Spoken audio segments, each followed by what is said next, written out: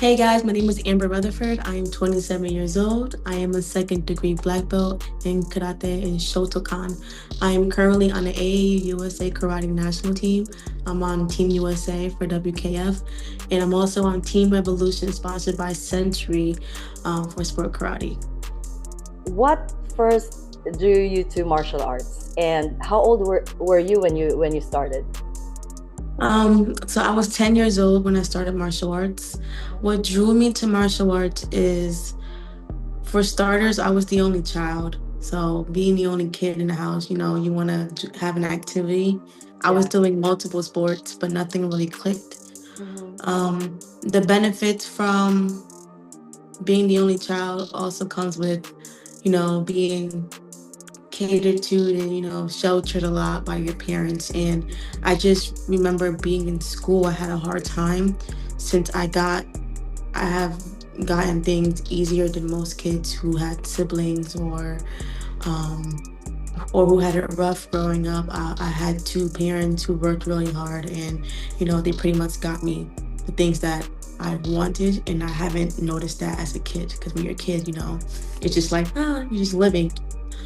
So I got bullied because of it. So after I got Right. bullied, I remember I was watching like some movie. I was watching a movie. It was called like The Three Ninjas. It's like an old movie, karate movie with these three Yes. little boys.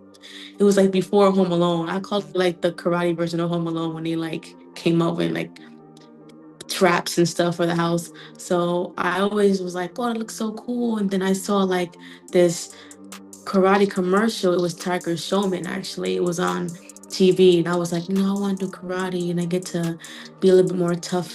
So once I saw a flyer at school for karate, I went to I begged my mom to take me. She was like, "You're not gonna go. I'm not gonna like it," because I was sensitive.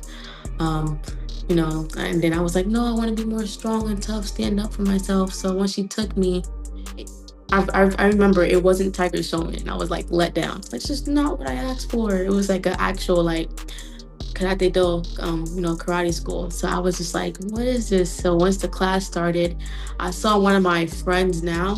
We've been Mhm. friends for about like 13, 14 years. It's insane. He was doing a kata. He was doing unsu. And I was a white belt, and I was like, that was so cool. Like the whole like jump in the air. I was like, I want to do that. So I think that's what got me to stick to it. And ever since then, I literally think that I literally stay for karate just to learn unsu, and unsu isn't even my favorite kata right now. So that's the reason why I joined. But I made a bunch of friends. I'm very competitive. I love competition. I love competing. And then the more tournaments and friends I made, the more it stuck. So The hardest part of training that people don't usually see. the hardest part of training that people don't usually see, I think is the mental part. Um, in my karate school, we would always say the hardest part is getting there, is showing up. Because once you show up, you have no choice but to give 100%. The hardest part is getting in your car, driving to the karate school, and being there.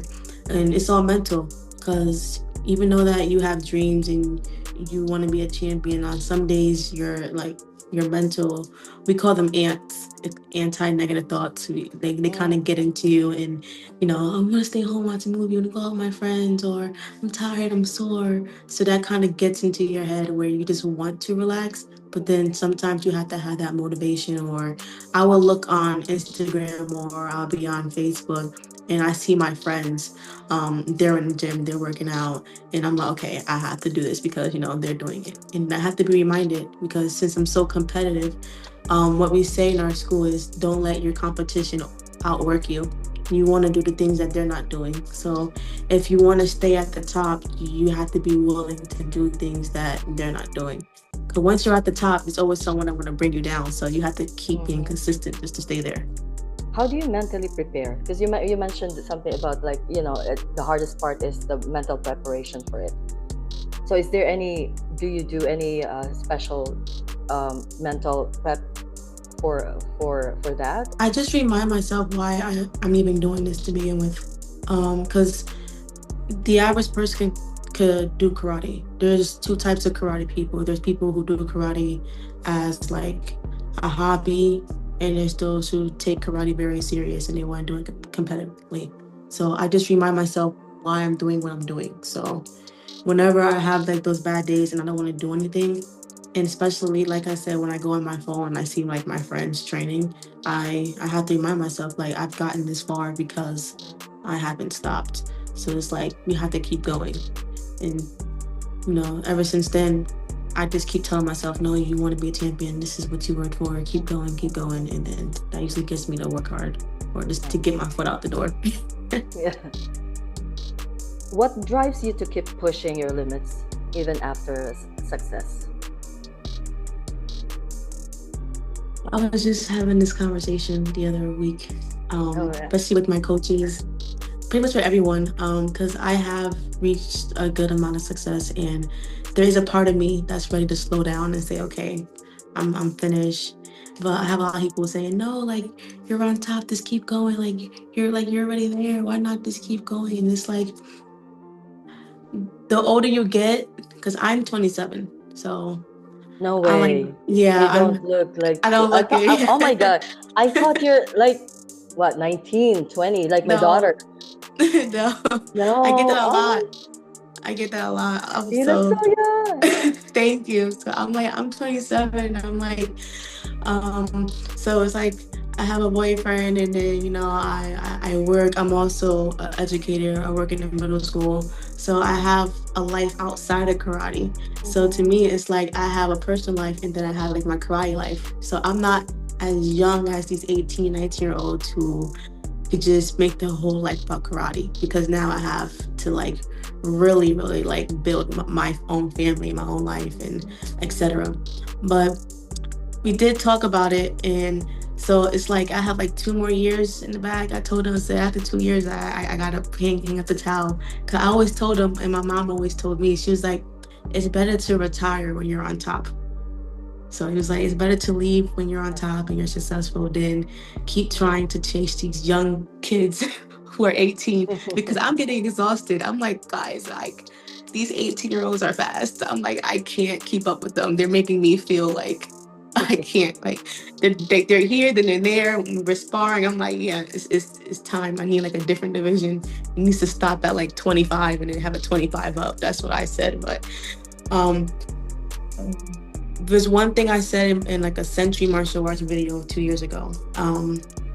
I don't necessarily do the things I'm doing in the karate world with the success because of me. I'm doing it because I am influencing a lot of other female athletes out there, and a lot of um, athletes of color also. Um, I face a lot of backlash, or a lot of stuff growing up into the karate world, and the only reason why I'm successful now is because I was able to work with do it. I never gave up, and I I figured out the formula, and I just work with it. I show it up every day. They will always tell you, the more you show up, the more they'll see you, and then it's like I kind of blend in. But it's like I've been here for a long time, and it's only when you get successful people start noticing you, but they don't notice that you really been there the whole time. You Mhm. the True. spotlight just That's wasn't true. on you. Yeah, Mhm. so um I will always say like usually when they see women of color, for instance, and it's from different backgrounds, like Asians and Latinas, Hispanics, when they see us of color, they only see us as fighters who do Mhm. kumite, Mhm. and they don't see us as people who do kata. So I do all three. So when I travel with the AAU karate team, I'm doing kata, kumite, and gokudo. Um, and so I like to make it known that no, I'm not just a fighter. I can do this and I can do that. So when I'm out there, I'm showing the other girls, the other kids of color, like, hey, you don't have to just stick to fighting because they put like a label on kata. You have to look like this and be this kind of person, you could also do it too. And that's just a stereotype that I was trying to break. And it has been working, because not only young women, but there's also young boys and young men of color who are also stepping up to do kata also, because they also see me. So I like to fact that I'm also representing the opposite gender also. um and also it's just, I've came this far, and what's making me keep going is that I do have a lot going on right now. But one thing that I like to do is, since I have a lot of students, a lot of private students from different states around the country, I do love to travel with them, and I like to compete so they could also see me compete. It's something about seeing your or your coach out there on the mat too. It's Yeah. like, wow, Mm-hmm. So I kind of want to be that role model before I retire, just so that Mm-hmm. at least they could say that I've done it.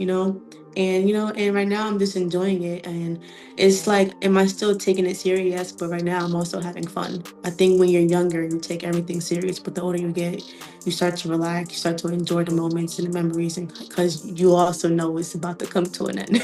So right Right. now I'm just enjoying it. I'm like, oh, whatever happens, happens. Cool. Like, so I I'm believe that's I'm what's so keeping me glad. going.